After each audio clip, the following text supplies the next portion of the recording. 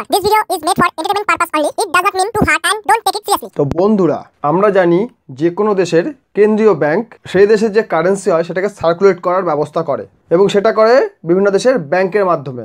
আমাদের দেশে আরবিআই একটা রেপো রেট নির্ধারণ করে, সেই রেপো রেট অনুযায়ী বিভিন্ন ব্যাংকে ঋণ দেয় এবং আরবিআই যে নোটগুলো ছাপায়, বিভিন্ন যে টাকশাল রয়েছে, যেখানে যে প্রেস রয়েছে সেখানে ছাপায়, সেই নোটগুলোকে সেই সব ব্যাংকের যে লকার রয়েছে সেই লকারে স্টোর করে এবং সেখান থেকে সে ব্যাংকের মাধ্যমে ডিস্ট্রিবিউট করে। এ হচ্ছে আমাদের কেন প্রায় সমস্ত দেশেরই একই ব্যবস্থা। কিন্তু বিশ্বের কিছু দেশ রয়েছে যেখানে টাকা বিক্রি হয়, ঠিক আছে? টাকা বিক্রি হয় কিসের বিনিময়ে আমি জানি না, তবে বাংলাদেশে একটা ভিডিও দেখলাম, সেখানে নতুন নোট বিক্রি হচ্ছে।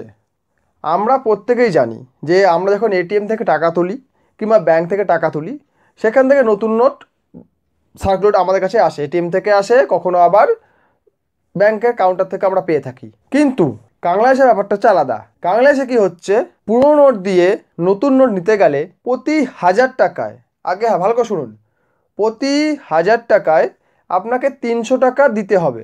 তাই নতুন নোটটা আমি নেবো কেন?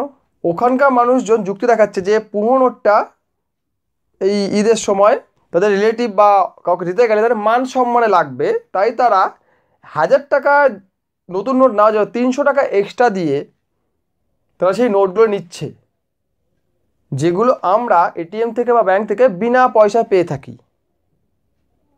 ব্যাংক থেকে নোট নিলে ম্যাক্সিমাম সময় নতুন নোটই পাই, পুরনো নোট খুব কম পাই। এটিএম থেকে পুরনো নোট পাই, নতুন নোটও পাই, সেটা ব্যাংক থেকে যখন আসে তখন আমরা সেটাই পাই।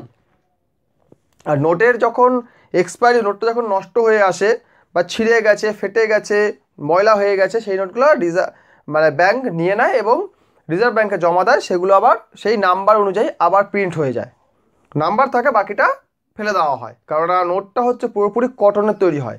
আমাদের এখানকার নোট পুরো তৈরি হয় কটন দিয়ে, মানে তুলো দিয়ে, সেগুলো পুরোনো তৈরি করা হয়, ছাপানো হয়। আর বাংলাদেশের ব্যাপারটা হচ্ছে আলাদা। ওখানে প্রতি 1000 টাকায় 300 টাকা দিয়ে নতুন নোট কিনতে হচ্ছে, যেটা ফ্রিতে পাওয়া যেত সেটা কিনতে হচ্ছে। এই হচ্ছে বাংলাদেশ। ভাই, বাংলাদেশ সব কিছুতেই একদম এক্সপার্ট, বিশেষ করে কারাপশনের এক্সপার্ট। সব কিছুতে যত নোংরা জিনিস, সেসব জিনিসে বাংলাদেশ এক্সপার্ট।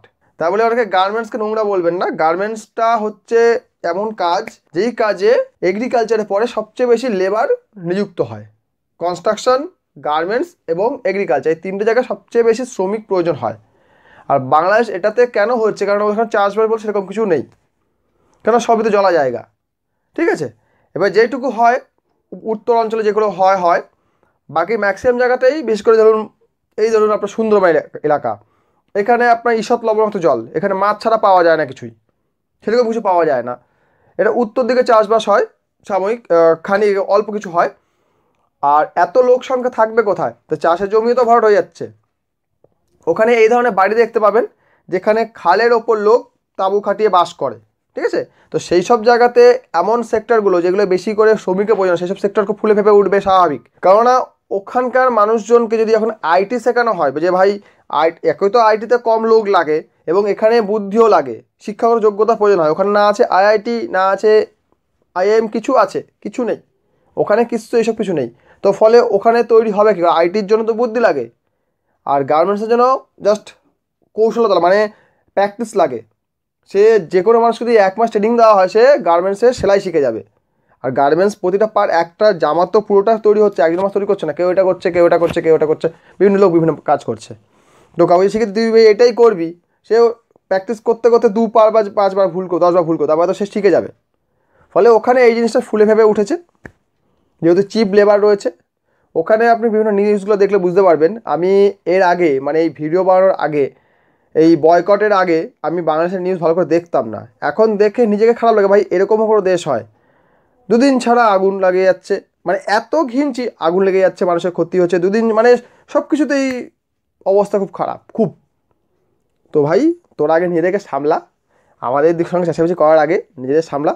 তোর যেন লোক নিয়ে রোস্ট করতে না পারে সেদিকে ধ্যান দে, যে কী করে এমন কি করা যায় যাতে আমাদের নিয়ে মানুষ খিল্লি করতে না পারে, ঠিক আছে? তো বন্ধুরা, ভিডিও ভালো লাইক করুন, কমেন্ট করুন, শেয়ার করুন, আর চ্যানেল নতুন হলে সাবস্ক্রাইব করুন। আর বাংলাদেশিরা যারা এসে গালাগাল দিচ্ছ, তোমাদের মায়ের ঠিক নেই ভাই। তারা গালাগাল দিচ্ছে, তাদের মায়ের ঠিক নেই। স্পষ্ট কথা ভাই, তোমাদের মায়ের ঠিক নেই, বাপেরও ঠিক নেই, বুঝতে পেরেছো? তাই তোমরা গালাগাল দিচ্ছ। মা বাপ তুলে গালাগাল দেওয়ার আগে ভেবে চিন্তে দাও, কারণ যাদের মা বাপের ঠিক থাকে না তারাই মা বাপ তুলে গালাগাল দেয়।